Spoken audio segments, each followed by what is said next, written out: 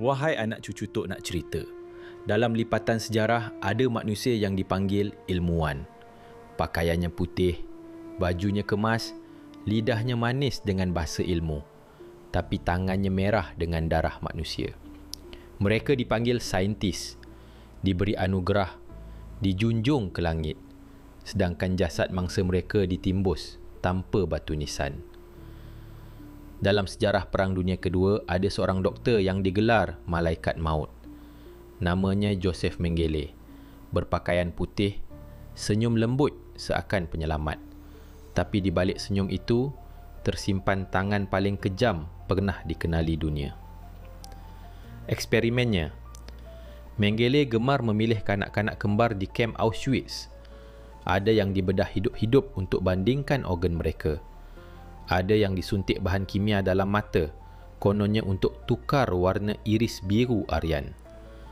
Ada yang dibiarkan tanpa ubat bila sakit, hanya untuk lihat proses semula jadi kematian. Kanak-kanak cacat dibunuh serta-merta dengan suntikan fenol ke jantung. Mangsa, ribuan banduan Yahudi, Roma dan Slavik menjadi bahan uji kaji. Kanak-kanak yang selamat fizikalnya tetap cacat kekal atau trauma seumur hidup. Ada pasangan kembar, seorang dibunuh supaya organ boleh dibanding dengan si kembar yang masih hidup. Hasil kononnya, Mengele mendakwa mahu mencari rahsia pembiakan sempurna bangsa Aryan. Katanya ini untuk kemajuan sains genetik. Tetapi tak ada satu pun hasil berguna untuk manusia. Semuanya cuma sadisma berselindung di balik nama ilmu. Nasib Mengele. Bila Jerman kalah, Mengele lari. Dia hidup aman bertahun-tahun di Amerika Selatan, jadi doktor biasa. Dunia hanya kecam lamanya, tapi tiada mahkamah pernah menghukumnya. Akhirnya dia mati lemas tahun 1979 ketika berenang di Brazil, tanpa pernah diadili.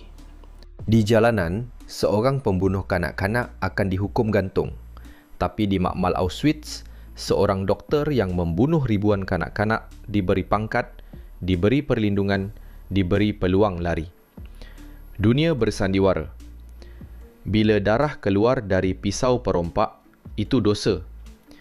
Bila darah keluar dari pisau bedah saintis, itu eksperimen. Siapa lebih gila? Perompak jalanan atau doktor yang memanggil pembunuhannya sebagai ilmu?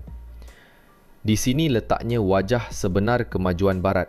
Malaikat maut diangkat jadi wira, sedang jenayah kecil diadili tanpa belas.